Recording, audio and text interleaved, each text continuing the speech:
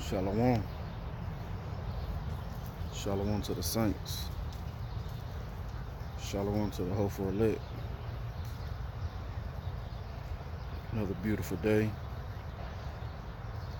that Yahweh Basham has made. Right?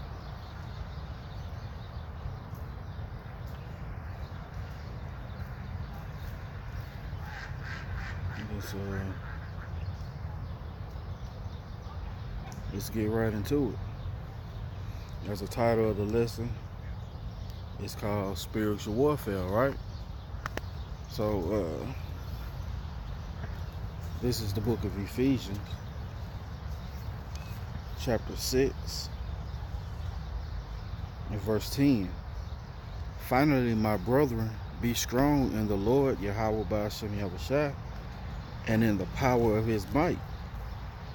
Put on the whole armor of power, that ye may be able to stand against the wiles of the devil. Alright? For we wrestle not against flesh and blood, but against principalities, against powers, against the rulers of the darkness of this world, against spiritual wickedness in high places, right? Now, we know that we don't wrestle against flesh and blood, man. And Eve is one of the worst ones, because she has totally lent herself to this system.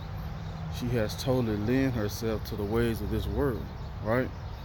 Whether it be, I seen Brother Amar, Amawan Abad, he did a video about this nigga woman coming up to him while he's teaching the word, trying to move him off the block like she was somebody, man. But she is conformed to the things of this world. And that's most of our women. But we got to realize it's not a physical thing. Because what the scripture say, this is Ephesians 6 and 12. For we wrestle not against flesh and blood, but against principalities, against powers, against the rulers of the darkness of this world, against spiritual wickedness in high places. So we wrestle against spiritual wickedness in high places, man. And we got to understand that.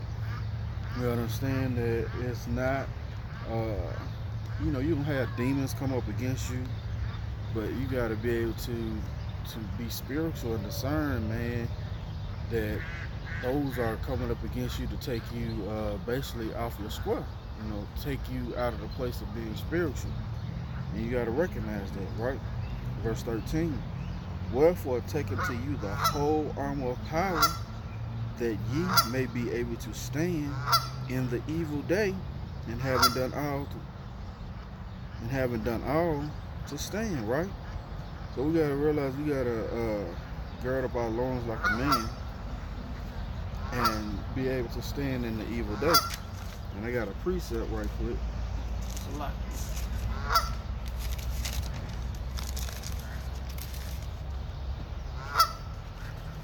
This is the book of Ephesians, chapter 5, and verse 15. See then that ye walk circumspectly, right? Not as fools, but as wise, right? Redeeming the time, because the days are evil, right? So we know we don't wrestle against flesh and blood, so we must walk circumspectly, knowing that the time is evil, man.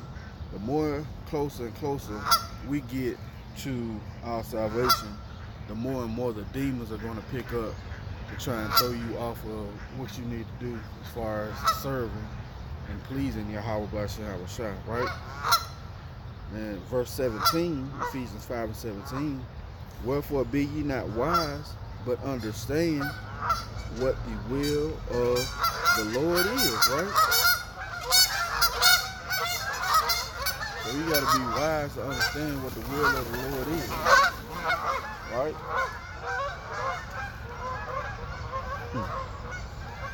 Ducks, man. It's a locket for the noise. Hey, they will listen to the word of Yahweh B'Ashem too, man. Right? Let's read this again. This is Ephesians 5 and 17. Wherefore be not unwise, but understanding what the will of the Lord Yahweh is, right? So, in understanding what the will is, you understand that you don't wrestle against flesh and blood, but against spiritual wickedness, right? So this is Ephesians 6 and 13. Again, wherefore take unto you the whole armor of power, that ye may be able to withstand in the evil day, and having done all to stand, right? Let's get another precept.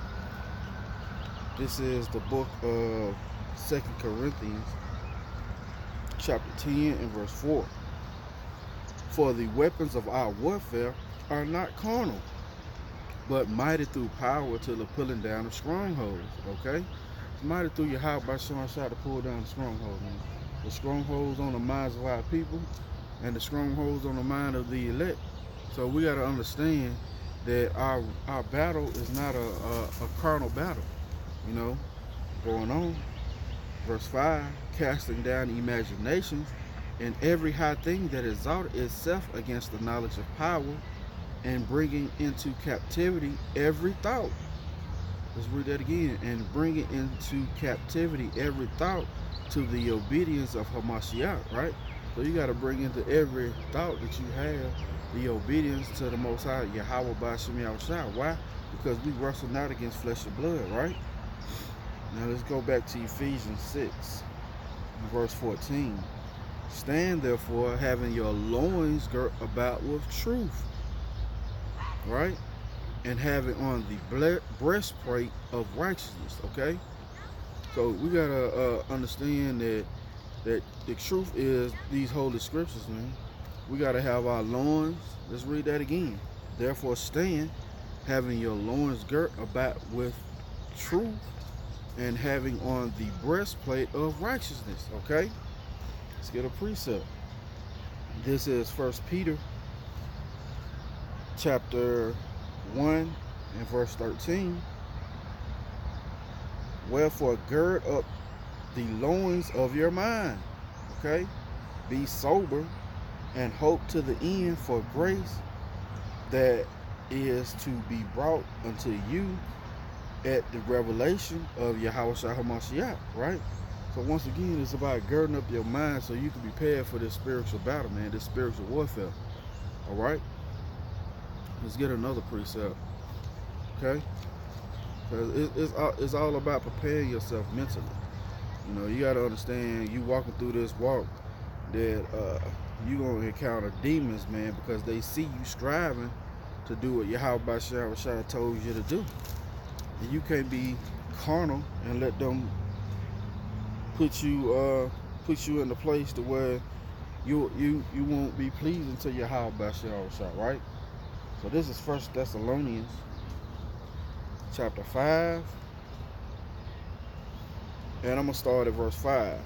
Ye are all the children of light and the children of the day. Ye are not of the night nor of darkness, right? So us understanding that this is a spiritual battle, we can't be, scriptures tell us we're not of darkness, we are of the light, right? It says, therefore let us not sleep as others do, but let us watch and be sober, right? For they that sleep, sleep in the night, and they that be drunken are drunken in the night. But let us who are of the day be sober, putting on the breastplate of faith and love, and for a helmet of salvation, and for an helmet the hope of salvation, right? It's all about putting on the armor, man, so you can make your way through this spiritual warfare that you're going to go through every day, man, right? Let's go back to Ephesians chapter 6, in verse 15. And your feet shod with the preparation of the gospel of peace, right? So we're supposed to have our feet shod with the preparation of the gospel of peace. But what's the gospel of peace? Let's get it. What is the gospel of peace? What should we have our feet shod with? Because this is not a physical battle. This is a spiritual battle, right? So this is the book of Isaiah, chapter 52, and I'm going to start at verse 6. Therefore my people shall know my name. Therefore they shall know in that day that I am he that doeth speak. Behold, it is I. How beautiful upon the mountains are the feet of him that bringeth good tidings. So this good tidings is what? The gospel of peace, man. The gospel of peace to the elect. It lets you know that you're not going to go through all this turmoil. You're not going to have to keep going through this spiritual warfare if you hold fast and do what Yahweh shall tell you to do. Not be of a carnal mind, right? Reading again, how beautiful upon the mountains are the feet of him that bringeth good tidings, and that publisheth peace, and bringeth good tidings of good, and that publisheth salvation, right? We're publishing salvation to who? The elect of the children of Israel, okay? This is the gospel of peace that your feet should be shod with, right? That saith unto Zion, thy power reigneth, right? And we telling our people that our power reigneth, man. And to hold fast and do what you're supposed to do. And not be carnal in this spiritual battle, man. Because we going through spiritual warfare every day. Whether you know it or not, man. Things are being set up in the spirit to try you. And it's going to be, you know, if you're walking in the spirit, you're going to be able to discern those things. To be able to understand that these things are meant to try you, you know, right? Going on, Isaiah 52:9, Salaki 52:8, thy watchmen shall lift up the voice, right? With the voice together shall they sing, for they shall see eye to eye when the Lord Yahweh, by Hashem Yahushua, shall bring again Zion, right? So we lifting up our voice, warning our people with the preparation of the gospel of peace, man. Which is good tidings to the Israelites, the elect of the children of Israel, right? Let's go back. I got one more precept, Salaki. But let's read this again. Ephesians 6:15. And your feet shod with the preparation of the gospel of peace, right? Let's get this precept.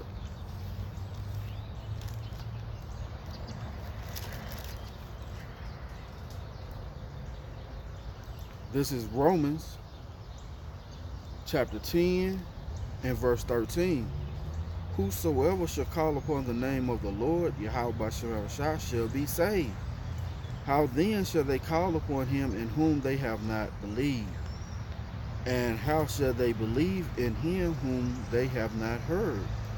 And how shall they hear without a preacher? Okay? How are people going to hear without a teacher or a preacher, right?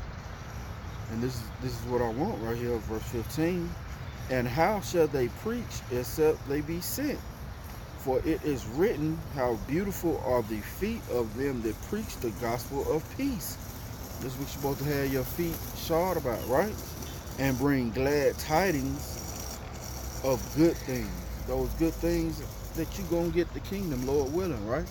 These are the things that you're going to have to be prepared with, putting on the whole armor of Yahweh shot, right? Let's go back to Ephesians chapter 6 and verse 16. Above all, taking the shield of faith, right? Faith is a gift, right? Let's get that. Faith is a gift, man. But that's your shield. Because you know, with all the spiritual warfare that you're going through, that Yahweh shall gonna have you endure to the end, right? So this is Ephesians 2 and verse 8. For by grace ye are saved through faith, right? And that not of yourselves, it is a gift of Yahweh, man. So faith is a gift of Yahweh, man, that we be able to be saved through grace, right?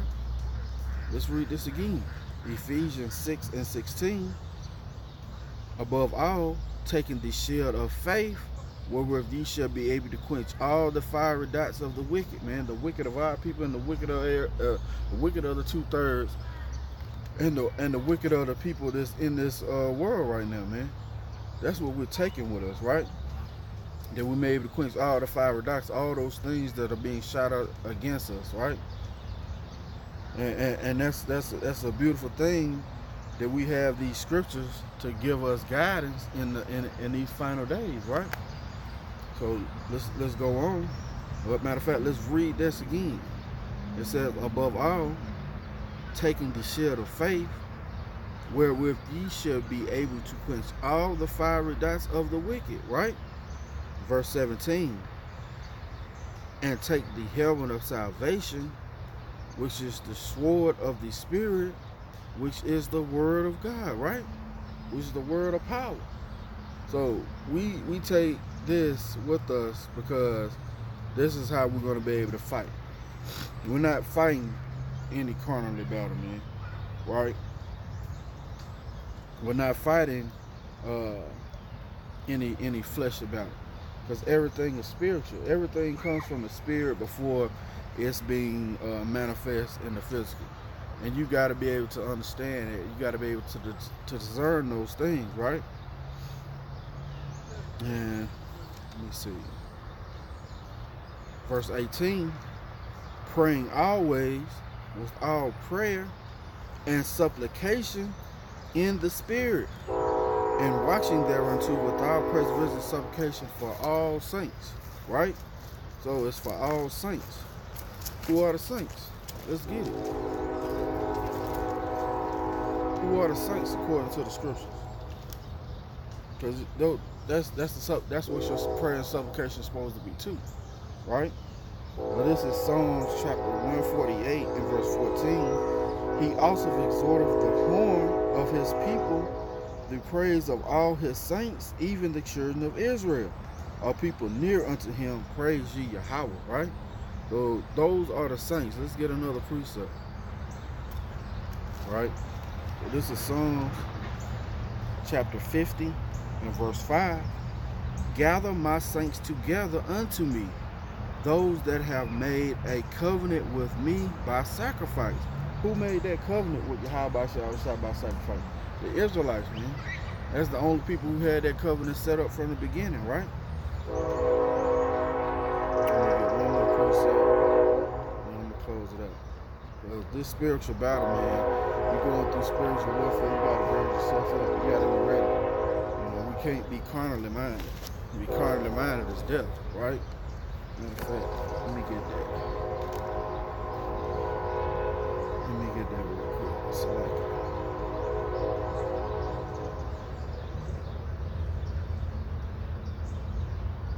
Khan, hey, Shalom, Shalom, Amar Gabah 44.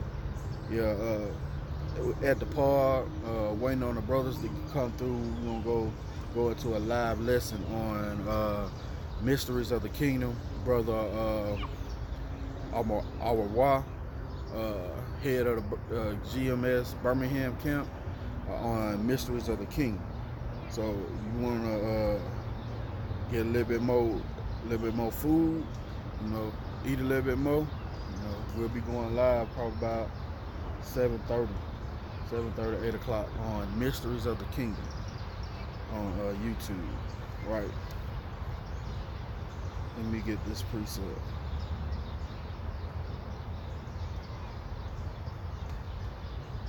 Because to be carnally minded is death, man. We can't be carnally minded. We got to understand this is a spiritual battle. And that's what it is, right?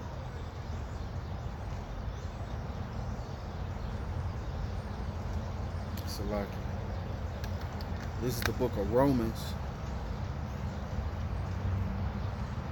chapter 8